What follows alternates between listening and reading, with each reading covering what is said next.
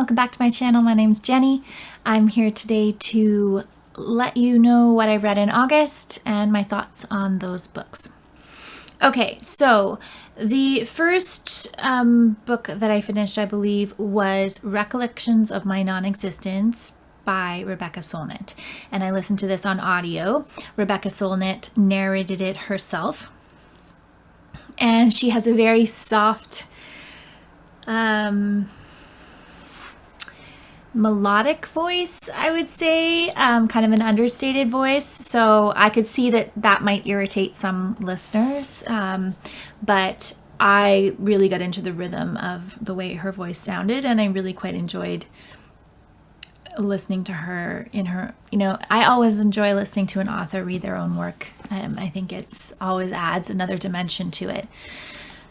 This is a memoir, and it chronicles a lot of different aspects of Solnit's life, from leaving her parents' home and moving out on her own in San Francisco in the early 1980s, through to kind of how she got through school and then how she started writing her books.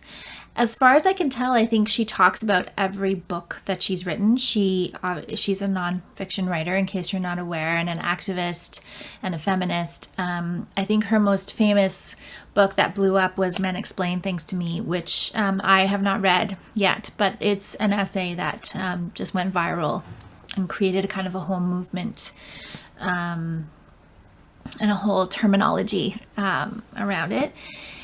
I resonated with several things in this book, and I felt a little bit like, because of those really personal connections I had to some of the things she was talking about, that I almost couldn't give a review of this book in a unbiased way.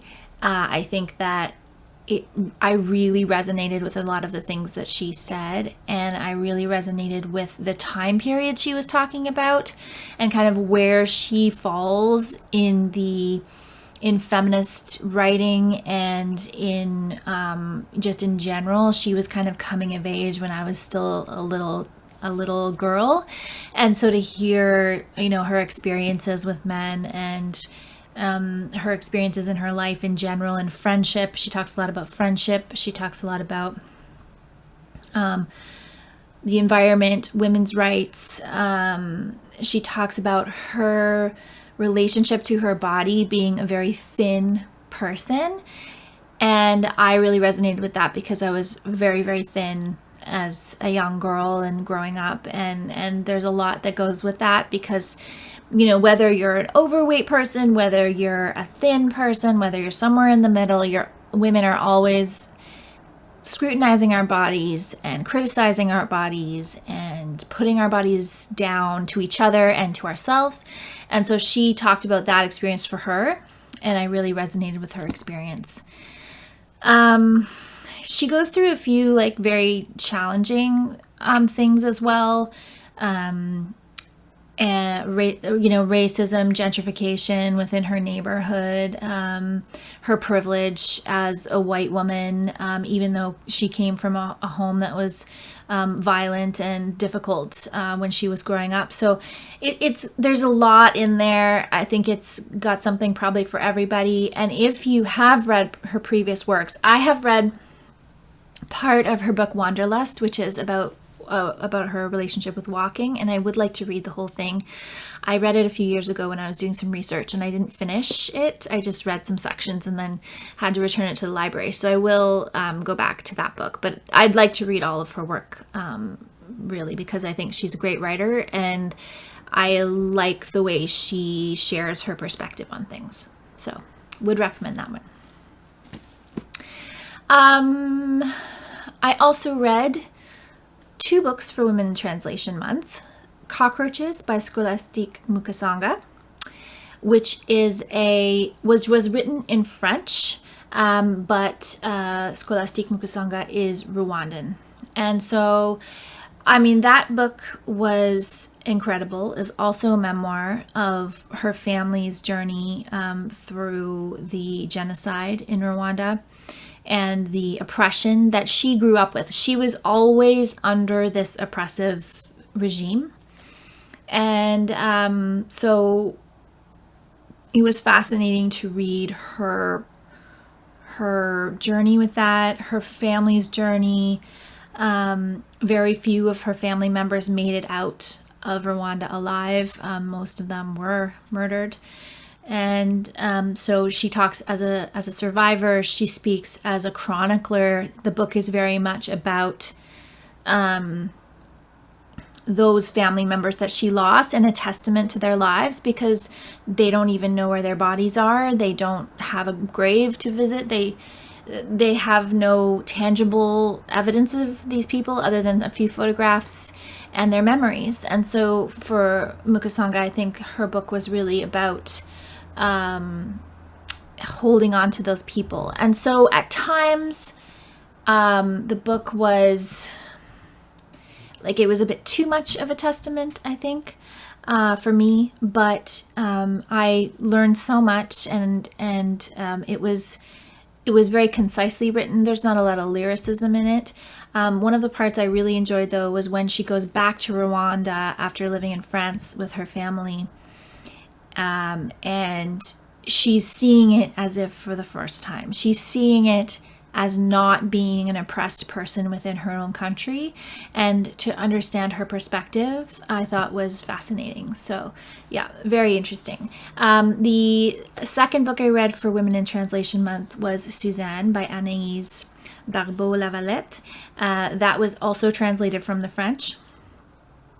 And all the translator's information will be in the description box below with the books. I did a whole review on this book because I loved it a lot. And so I'm just going to link that down below if you're interested. I talked about it for 19 minutes. It's a great book, and I do recommend it. It's barely on YouTube. You can barely, it's barely on BookTube. You can barely, there's only one other review that I could find. So it should be more popular. People should be reading it. It's really interesting and has a lot to offer. So please check that one out. I did say in my August TBR that I was going to be reading Women's Work, which is a book about like chronicling and nonfiction, chronicling the history of women. But I did DNF that one for now. I didn't DNF it because I didn't enjoy it, but it just didn't, it wasn't kind of fitting the role that the artist who I was buddy reading it with and I were looking for. So I just put it aside for now, and I will read it at another time. So the last book that I finished this month is The Women's Room by Marilyn French. And I don't even really know how to talk about this book. I'm going to try. I've never read anything like this. This is part of my 1970s project, which is to read literature that was written and published in the 1970s. This book is not solely about the 1970s. It starts with Mira, who is our main character's childhood, and she grows up in the late 30s and the 1940s. She comes of age in the 1950s. She gets married. She has a typical working class woman's experience. And it's very much told like a soap opera. And I don't want to say that and make anybody turn away from it, because it's not a bad thing.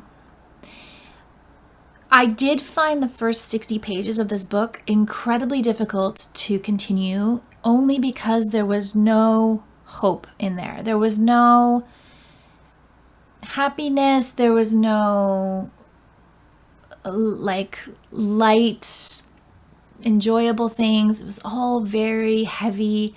Mira as a character was very heavy.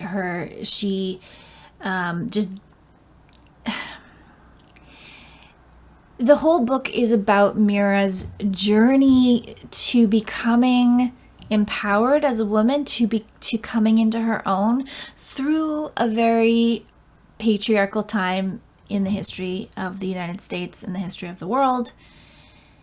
And so you are immersed in her young adulthood when she's a young wife with 2 young boys and all of her friends. So they all have a friend group in their little neighborhood, and you get to know all of those people and all of their personal lives, and you're dragged right through it. And then there's a stage where they move out, they move into their next homes, and so that original group falls apart. And then you are brought into the next level where the facade of this happy family, the facade of the happy housewife and the happy husband starts to crumble. It is a feminist novel. It is not a man-hating novel. I hope that we've come far enough with our relationship to feminism that people don't assume that a feminist novel would be man-hating. There are characters that come to, I wouldn't say hate, but well, maybe one of them does come to hate men in this story. But it's treated in a very,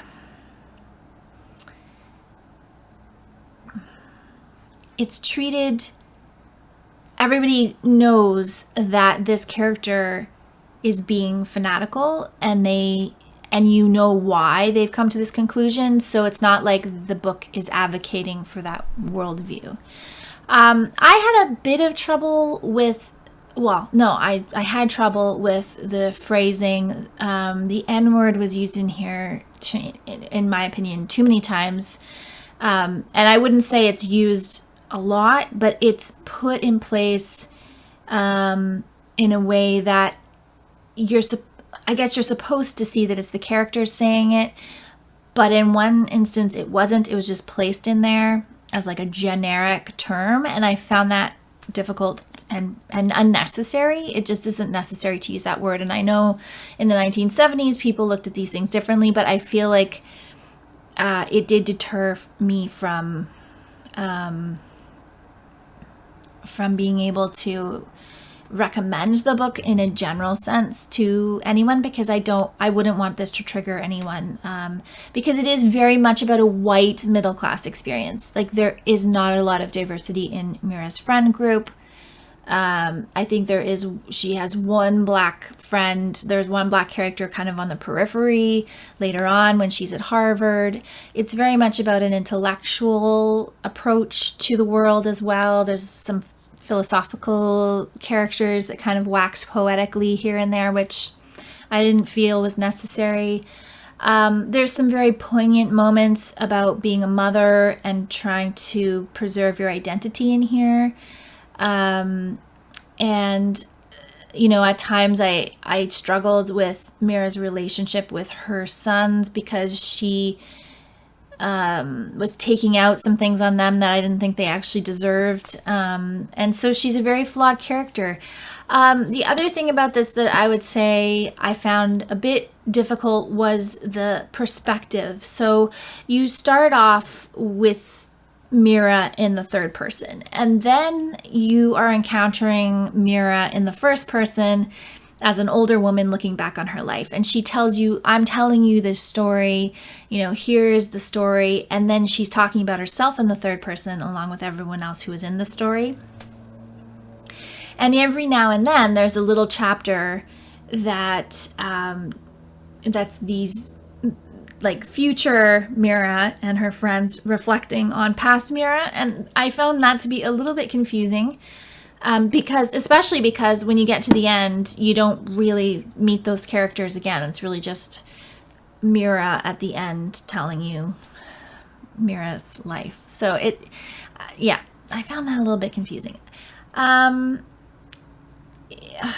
understand why this was probably so important in the history of feminist literature, because I have never read anything like it, and I've read quite a bit of feminist literature, and I don't think anyone's written anything like this since. Perhaps if you've read something similar, let me know. But yeah, it was an experience. It was an experience. I will definitely talk about this more when I wrap up the 5 books that I'm reading for the 1970s project this year, and I will be doing that hopefully at the end of 2021, but we'll see if I can get the last 2 books read. So that was my reading for August 2021. Let me know if you've read any of these books, or if you are interested in reading them now. And I will be back again soon with another video. Thank you so much for watching.